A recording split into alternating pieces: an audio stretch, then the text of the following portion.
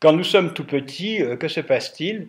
Dès les premiers balbutiements, dès le premier rot, ou alors quand on commence à marcher, nos parents s'extasient, nous applaudissent, et donc ils nous mettent dans la réussite. Mais pour un enfant dyslexique, ça va être un traumatisme énorme quand il va arriver à l'école.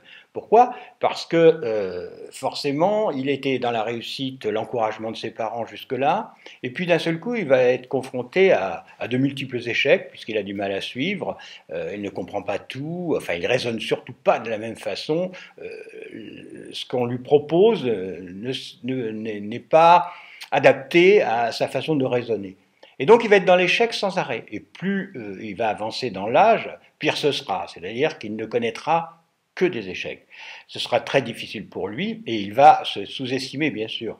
Et donc, si vous décelez que un enfant dyslexique, eh bien, essayez d'une façon ou d'une autre, chaque fois que vous le pouvez, de le mettre dans la réussite, de lui donner confiance en lui en lui faisant réussir des choses. C'est-à-dire qu'une petite réussite entraîne après une autre et ainsi de suite.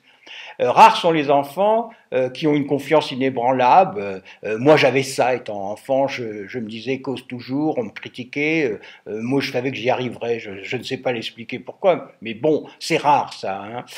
J'ai discuté avec 1000 personnes et je me suis rendu compte que c'est très rare. Donc, un enfant, par exemple, quand vous l'emmenez à la neige, faites-lui gagner un flocon, faites-lui gagner quelque chose, vous voyez, en ski, ça va être une réussite. Et ça va s'ancrer dans lui, et ça lui donnera une grande confiance en lui, enfin, plus ou moins grande confiance en lui, mais c'est très important.